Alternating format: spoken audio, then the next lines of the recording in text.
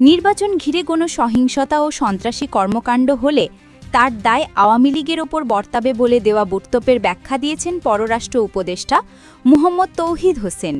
এ বিষয়ে এক প্রশ্নের জবাবে আওয়ামী লীগের নাম উল্লেখ না করে তিনি বলেন, আসন্ন নির্বাচনে গণ্ডগোল হলে যারা নির্বাচনে অংশ নিচ্ছেন না বা নিতে পারছেন না তাদের দ্বারাই হওয়া সম্ভব। আজ বুধবার বিকেলে পররাষ্ট্র মন্ত্রণালয়ে সাংবাদিকদের নানা প্রশ্নের জবাব দেন পররাষ্ট্র উপদেষ্টা।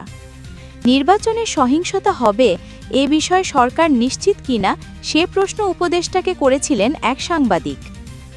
জবাবে তৌহিদ হোসেন বলেন, না, আমরা মোটেই সেরকম নিশ্চিত নই, কিন্তু আশঙ্কা হচ্ছে যে কোনো অপচেষ্টা হতে পারে। এটার প্রতিদিনের অগ্রগতির বিস্তারিত স্বরাষ্ট্র মন্ত্রণালয়ের লোকজন আরও ভালো বলতে পারবেন, কিন্তু আমরা মনে করছি যে কোনো বিপদ বা এই ধরনের কোনো সংঘাত হয় সাধারণভাবে সেটা হওয়ার কথা নয়।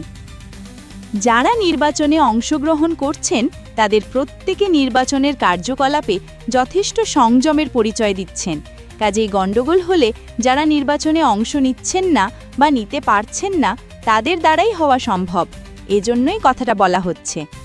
প্রসঙ্গত, মানবতা বিরোধী অপরাধে দণ্ডিত পলাতক শেখ হাসিনাকে 25শে জানুয়ারি ভারতের রাজধানী নয়াদিল্লিতে প্রকাশ্য অনুষ্ঠানে বক্তব্য দেওয়ার সুযোগ দেওয়ায় বিস্ময় ও গভীর ক্ষোভ প্রকাশ করে বাংলাদেশ সরকার। পররাষ্ট্র মন্ত্রণালয়ের ওই দিনের বিজ্ঞপ্তিতে বলা হয়, ওই বক্তব্যে বাংলাদেশের সরকার উৎখাত ও আসন্ন জাতীয় নির্বাচনকে ভণ্ডুল করার উদ্দেশ্যে সহিংসতায় উস্কানি দেওয়া হয়েছে, যা বাংলাদেশের গণতান্ত্রিক উত্তরণ ও নিরাপত্তার জন্য হুমকি।